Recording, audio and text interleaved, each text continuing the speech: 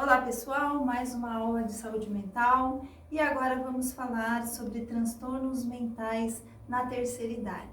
Esses transtornos mentais na terceira idade eu trago aqui o mal de Alzheimer, que é a doença, a demência que causa maiores complicações.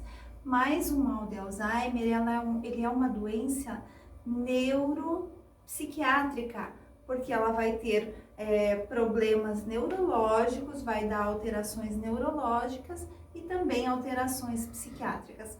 Dentre os outros transtornos mentais na terceira idade, que seriam os transtornos de ansiedade, os transtornos depressivos, o suicídio, esses transtornos a gente vai seguir o atendimento do jeito, conforme o que foi orientado nessas matérias, nesses momentos aí que eu falei sobre ansiedade, sobre depressão. Tá? E também pode acontecer também alguns processos aí de psicose de terceira idade, tá? Mas a psicose de terceira idade normalmente está associada a algum processo demencial. Então vamos pensar nos idosos que a gente vai atender, e muito aluno vai trabalhar em residenciais terapêuticos, né, em lar de idosos, e vai ter pessoas com mal de Alzheimer, e vai ser este o cuidado de enfermagem. Então tem que identificar, tem que conhecer e saber como atender em cada situação. Então, vivenciar a velhice é conviver com modificações corporais ocorridas no processo de envelhecer, como o aparecimento de rugas, os cabelos brancos, a diminuição da elasticidade da pele, as modificações no esqueleto que, por sua vez, implicam em problemas musculares e encurtamento postural e problemas de memória. Este conteúdo é sobre problemas de memória. E o que é essa demência do tipo Alzheimer? Então, o mal de Alzheimer. Então, é uma alteração global e progressiva do funcionamento cognitivo, da memória e da personalidade. Tipicamente, a perda da memória é o sintoma mais precoce da doença de Alzheimer. O mal de Alzheimer ele tem fases, mas aí o aluno me pergunta: professora, mas o que acontece de alteração na personalidade? A personalidade ela é criada, ela é desenvolvida através, né, da relação da pessoa com o outro. Porém, as pessoas que começam a ter um declínio das suas memórias e começam a fazer algumas lesões neurológicas, essa personalidade começa a se modificar. Ela começa a ter atitudes que antes não tinha. Então, é uma senhorinha toda recatada, toda muito séria, e que de repente começa a falar um monte de palavrão, um monte de besteira, começa a fazer algumas críticas diferentes, e daí os familiares dizem: a minha mãe não é assim, tá acontecendo alguma coisa diferente, ela tá fora. E daí a gente já começa a pensar nessa memória, que é uma memória que não fixa nada, ela sempre diz que esqueceu alguma coisa. Então, são detalhes muito sutis no começo, mas que o quanto antes se diagnosticar, o prognóstico é um pouco mais... a gente sabe que como é demência, sempre o prognóstico é ruim, mas a gente vai retardar, né? A gente vai fazer com que isso não aconteça tão rápido. Então, a demência é irreversível e progressiva. A duração média da doença, do início dos sintomas à morte, é de 8 a 10 anos. E esse é um dado que eu trouxe do nosso livro de enfermagem psiquiátrica, porém eu vejo em outras literaturas, que uma pessoa que tem um transtorno, né, um mal de Alzheimer, que começou a tomar medicação muito cedo, ela tem uma probabilidade de retardar os sintomas e os estágios, e a gente pode pensar nessa pessoa conseguindo viver aí até 20 anos depois do diagnóstico. Tá? Então, as causas. Ninguém sabe exatamente a causa da doença de Alzheimer. Os pesquisadores suspeitam que esteja ligada a fatores biológicos específicos, desencadeado por diversos fatores ambientais e genéticos.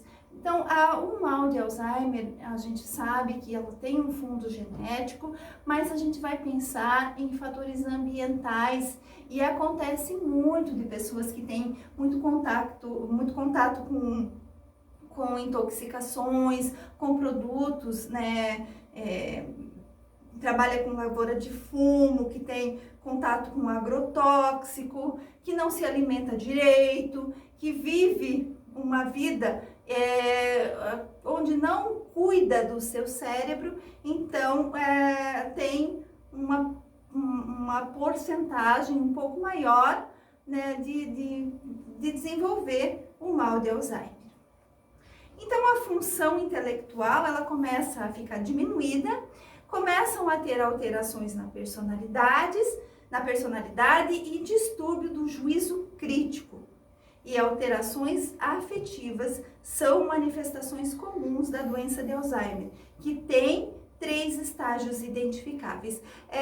Como funciona tudo isso? O que acontece dela perder o juízo crítico? Ela começa a não ter muito julgamento do que ela está fazendo. Então, é uma pessoa que já não dá mais para confiar muitas coisas, porque ela não tem noção do que ela faz. Então, muito dinheiro, ela vai perder. Né? Alterações na personalidade. Então, vai ter alguns comportamentos inadequados, né? De repente mudou. Às vezes a gente diz assim, nossa, ela mudou totalmente, é outra pessoa desde que veio o Alzheimer.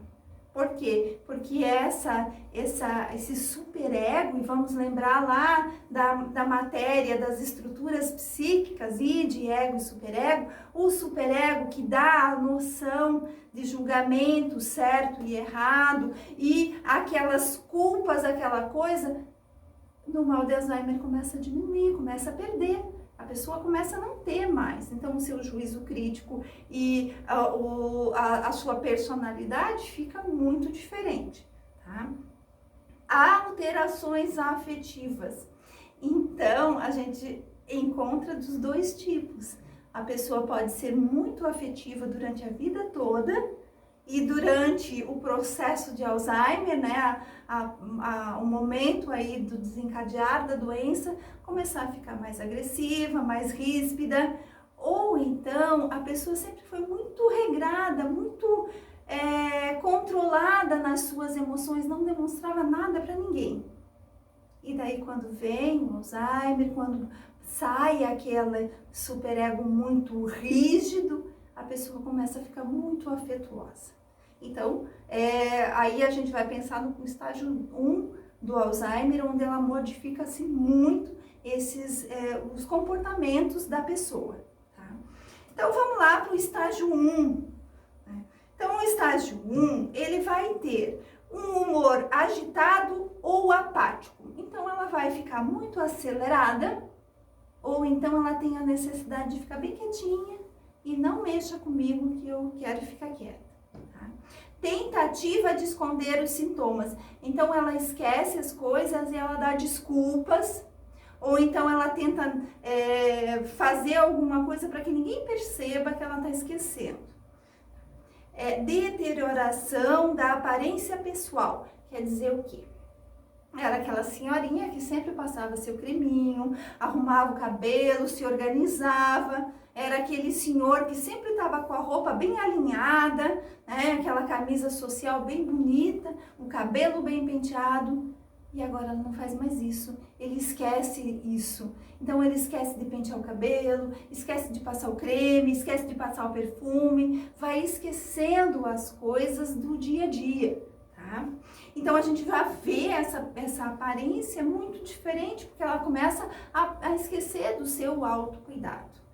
E um declínio na memória recente. Então a gente fala, né? A gente fala algumas coisas, daqui a pouco a gente pergunta e ela já não lembra mais. Concentração deficiente e um estado depressivo. Começa a ter uma desorientação no tempo. Como é isso? Então a gente fala, né? Ela começa a conversar, ela começa a contar uma história. Ah, minha filha veio aqui, né? Uma filha que mora longe. Ah, ela veio aqui a semana passada. E daí as outras pessoas sabem que não foi a semana passada, foi há meses atrás. A desorientação é do tempo. Então ela acha que as coisas, ela não vê o tempo passar do jeito que a gente está acostumado. Então ela acha que as coisas estão indo uma dificuldade de orientação de tempo. Então sempre vai ser Natal, sempre vai ser festas, mas esse espaço ela não consegue perceber. Tá? Distúrbio do sono, e começa essa pessoa com mal de Alzheimer, ela começa a ter uma insônia diferente, porque ela fica muito agitada no momento que todo mundo vai dormir, ela não consegue relaxar. Tá? Incapacidade de reter novas memórias. Então é aquela coisa, né? Você fala e ela não lembra. Aí você diz assim, mas mãe, eu já te disse isso. Ela diz, não, você não disse. Daí fica teimando que a pessoa não disse. Por quê? Porque o estágio 1 é o primeiro, é o começo da doença. E aí acontece muito problema no relacionamento familiar, porque até então existe todo aquele processo de aceitar a doença, né? E a família fica negando, o médico de repente fecha um diagnóstico, diz que é o mal de Alzheimer, e a família diz, não, ela tá tão bem, tá tudo bem com ela só esquece um pouquinho. Então a família faz muito isso, né? Susceptibilidade a quedas. Por quê? Porque ela começa a ter lesão neurológica. O cérebro começa a atrofiar. E algumas partes desse cérebro atrofiando vão dar uma dificuldade maior no equilíbrio e ela tem, em consequência, uma facilidade maior para queda. Delírios persecutórios transitórios. No momento de algum estresse, ela pode fazer um delírio persecutório. Então, sabe que a família vai comprar tal coisa, e ela sabe daquele dinheiro, então ela fica com aquela sensação de que vão roubar aquele dinheiro. E ela fica falando para todo mundo que roubaram o dinheiro, e às vezes ela esconde esse dinheiro de uma forma tão séria que nem ela acha, porque ela esquece. E daí todo mundo acha que realmente roubou. E não, é ela que está tentando esconder o dinheiro por medo de ser roubada. E aí, nesses delírios, a gente vai ver e conforme o que ela tem no seu interior e as suas maiores preocupações na vida. Tá? Então, vamos pensar numa pessoa que trabalhou muito com dinheiro, tem muito medo de perder o dinheiro. Tá? Vaguear sem rumo. Então, essa pessoa com mal de Alzheimer, na estágio 1, ela esquece aonde ela mora. Ela se perde, ela tem uma dificuldade aí no tempo, ela não sabe. Então, ela meio que se perde nas coisas. O cuidado aí, a gente já tem que pensar em alguém sempre acompanhando esse idoso. Tá? E passa para o estágio 2. E o estágio 2 é um estágio muito difícil, onde já começa um declínio muito maior. E até hoje a gente estava discutindo um caso na reunião de equipe lá do hospital, e era um paciente com mal de Alzheimer e está nesse estágio 2, onde a família não aceita e ele tem uma dificuldade no controle dos esfínteres. E a família diz assim, mas ele nunca foi assim, por que ele não está conseguindo controlar o xixi e o cocô? E ele não consegue. Só que assim, ele conversa, tudo normal, a gente conversa e pergunta, daí ele diz assim, escapou. Tadinho. Ele não tem mais esse controle. Então, o estágio 2, ele vem bem clássico aí, uma incontinência fecal e urinária, uma confabulação. O que é a confabulação? Então, ele está contando uma história e ele esquece.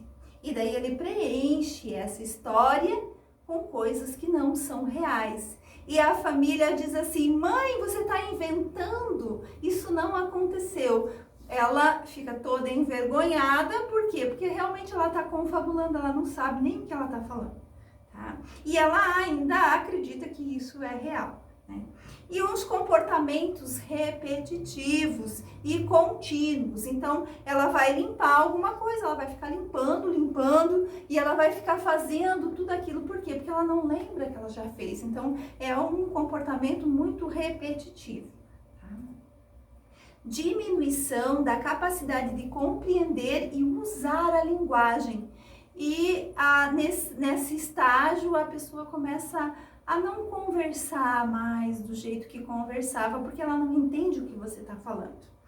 Desorientação quanto a pessoa, lugar e tempo. No estágio 2, essa pessoa não pode mais de jeito nenhum sair sozinha, porque ela vai se perder. E também ela vai começar a não reconhecer pessoas da família, principalmente pessoas mais jovens. Ou, às vezes, ela olha para o esposo e diz, esse não é o meu marido, porque o meu marido é jovem.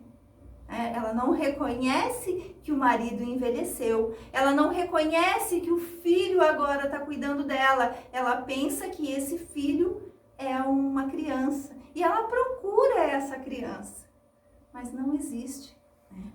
Incapacidade de reconhecer membros da família. Então ela não conhece, ela diz assim, eu até gosto dessa menina, mas não sei quem é. E às vezes é a filha, a neta. Incapacidade de reter novas informações, e aí informações muito simples, e que não reconhece, não retém, não consegue mais fixar nada. Incapacidade de executar o autocuidado sem auxílio. Então aí você já vai começar a ir para o chuveiro com esse paciente e já orientar as partes do corpo, e às vezes ele nem reconhece parte do corpo, para conseguir fazer o banho, a higiene, o pentear o cabelo, tá? Então o nosso cuidado de enfermagem aí no estágio 2 já fica muito grande. Aumento do apetite sem ganho de peso, porque vai estar alterado ali, vai estar atrofiado, vai estar com algum problema neurológico, então come, não consegue absorver. Tá? Comportamento socialmente inaceitável. Então, algumas vezes no estágio 2 já fica mais difícil para essa pessoa ir num shopping, fazer um passeio, porque ela pode fazer algumas agitações psicomotoras em que as outras pessoas não sabem o que é, né? E ela se expõe muito. Algumas manhas, ela quer fazer daquele jeito, só que não sabe, nem sabe mais como é aquele jeito, mas fica insistindo e fica brigando, tá? Aí a gente fala que o bebê é mais fácil de cuidar do que o idoso. Porque o bebê a gente diz tem que ser assim e vai. E o idoso a gente fala e eles não aceitam. São essas manhas, eles querem fazer do jeito deles. E agora vem o estágio 3. E esse é o terceiro estágio, é o final. Tá? Então, um declínio grave do funcionamento cognitivo. Tocar objetos compulsivamente, então ele vai, pega ali uma blusa e fica mexendo na barra da blusa por muito tempo. Resposta diminuída a estímulos. Por quê? Porque esse cérebro está cada vez mais atrofiado, então não tem muito estímulo, estímulo sensorial fica muito diminuído, né? Então a gente vai pensar nesses estímulos e os 5 sentidos vão estar alterados. Então ela começa a perder a visão, começa a perder a audição, o tato, o paladar. Então é muito... A gente vai pensar em todos os estímulos muito diminuídos. E uma deterioração da capacidade motora. Nesse caso, a gente já vai pensar no estágio 3, paciente acamado, onde não consegue mais essa musculatura, não tem mais uma rigidez, ele não consegue mais ficar de pé, tá? E a gente vai tratar dele como um paciente acamado, fazendo mudança de decúbito, cuidando em todas as situações. Uma inanição e uma emanciação e ausência de respostas. Esse paciente ele não vai mais falar, você fala, ele não responde. A gente vai pensar nesse paciente acamado que não responde a nada e você faz todo o cuidado, tá? E agora eu vou falar sobre o tratamento. Lembra lá no começo da aula que eu falei que podia chegar até 20 anos? Então, embora não haja nenhuma cura para a doença de Alzheimer, algumas doenças podem ser prescritas numa tentativa de melhorar ou estabilizar os sintomas. Então, a gente vai falar sobre alguns medicamentos e essas drogas anticolinesterásticas, que são medicamentos que vão diminuir esse processo da demência. A gente vai pensar numa doença que vai comendo o cérebro. Então, essa medicação ela vai parando, ela vai fazendo com que esse bichinho que está comendo não coma tão rápido. Vamos pensar numa pessoa que está dirigindo a 100 km por hora. Ela vai chegar em determinado, lá onde ela está programada a chegar, numa velocidade maior, mais rápida, vamos pensar aí 1 hora. Mas se ela começar a dirigir o seu carro a 5 km por hora, ela vai chegar no mesmo destino, mas bem mais devagar, bem depois. A medicação é mais ou menos assim. Então, a donepezila, que é um dos medicamentos que é o mais conhecido, que é o mais utilizado. E daí a gente usa drogas antipsicóticas para esse comportamento psicótico, comportamento persecutório, tá? Os benzodiazepínicos, o alprazolam, vai ser utilizado para dar um relaxamento, para essa pessoa conseguir dormir. E os antidepressivos dão uma melhora no humor, vão dar uma empolgação a mais para essa pessoa, vão melhorar o seu humor, então ela não vai ficar tão irritada, ela vai ter um pouco mais do relacionamento interpessoal, ficar melhor. E a gente pensa no antidepressivo no estágio 1 e 2, tá? E agora o cuidado de enfermagem. Como eu faço o meu cuidado de enfermagem com esse paciente? Então, rotinas recomendadas. Na medida do possível, faça o paciente seguir alguma rotina de exercícios, manter contatos sociais normais com familiares e amigos e continuar as atividades intelectuais. Sempre, o quanto mais estímulo, mais demorada a doença vai invadindo, tá? Então essas atividades intelectuais, e a gente fala muito em jogar canastra, paciência, porque daí desenvolve bem a atenção, a fazer palavra cruzada, a caça-palavras, essas coisas estimula e faz, né, com que o cérebro desenvolva e abra mais caminhos, vai fazendo uma plasticidade cerebral e melhora a condição do Alzheimer. Suavize a voz. Fale ao paciente com calma, usando uma voz suave e baixa. Declare sua expectativa e mantenha de maneira simples e completa. Reduza ao mínimo a confusão, mantendo uma comunicação verbal e não verbal consciente e estruturada. Consistente e estruturada. Quer dizer o quê? Eu vou falar, mas eu vou falar uma coisa curta, né? Eu vou explicar uma coisa de cada vez. Eu não vou ficar falando muito, porque ele não vai entender. Então você vai dizer assim, vamos tomar banho? Então não fica falando demais. Lembra lá do autismo, que a gente tem que falar poucas coisas? Aqui no cuidado de enfermagem do mal de Alzheimer também, lembra que tem uma lesão neurológica. Tá? Afirme as emoções. Se o paciente discutir um evento que não está ocorrendo ou pessoas que não estão mais vivas, afirme suas emoções sem aumentar ou refutar a fantasia. Por exemplo, se ela falar sobre a sua falecida mãe vir à sua festa de aniversário, você pode dizer: aniversários são divertidos. Não fique batendo de frente dizendo: sua mãe morreu há quantos anos? Isso causa uma dor, porque ela não tem a noção do que realmente aconteceu. Ela esqueceu que a mãe morreu. Então não precisa a gente ficar o tempo todo lembrando isso. Não vai fazer com que ela fique melhor. Tá? Oriente com frequência. Adicione material orientador a cada conversa.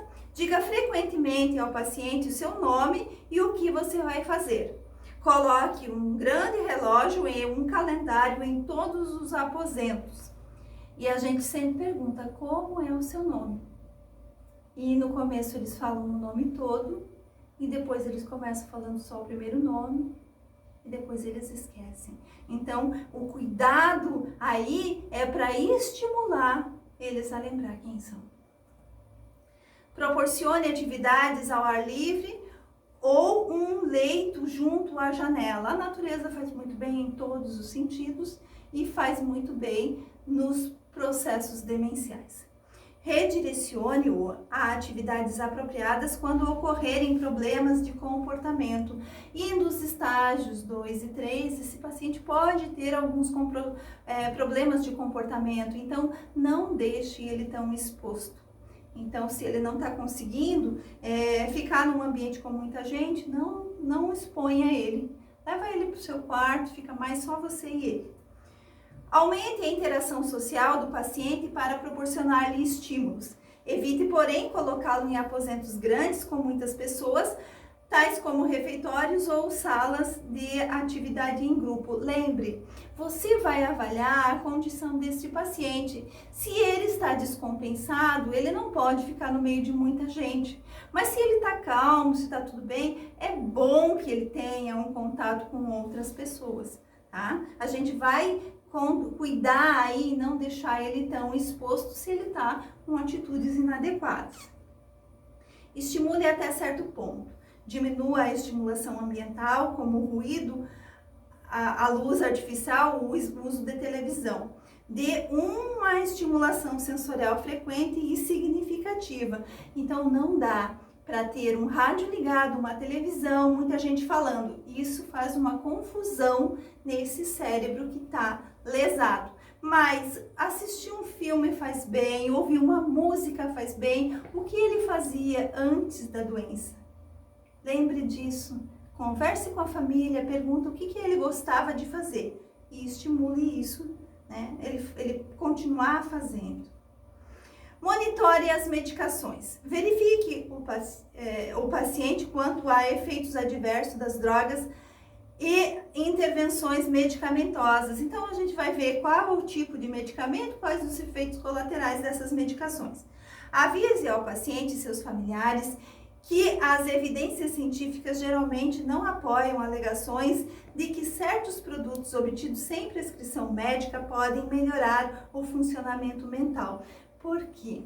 Porque algumas famílias estão tão desesperadas e esse nome aí, né, do mal de Alzheimer, de ser uma doença demencial e o prognóstico é o óbito, então a família faz de tudo para que o seu familiar não morra. E eles inventam várias vitaminas e várias coisas. Nós, profissionais da enfermagem, não podemos ficar dando medicamento sem receita médica. Então, a gente vai orientar e explicar que a gente tem que aceitar. É uma situação que não tem mais, né? O que a gente tem que fazer é o cuidado e o conforto enquanto ele estiver aqui conosco. Instrua a família a verificar sempre com o médico antes do paciente começar a usar uma droga obtida sem receita, especialmente se ele tiver problemas cardíacos ou hepáticos, ou estiver tomando uma droga para problemas cardíacos, hipertensão, diabetes ou doença mental. Por quê? Porque essa família vai trazer medicamentos querendo que você administre. Você não pode fazer isso sem uma receita médica.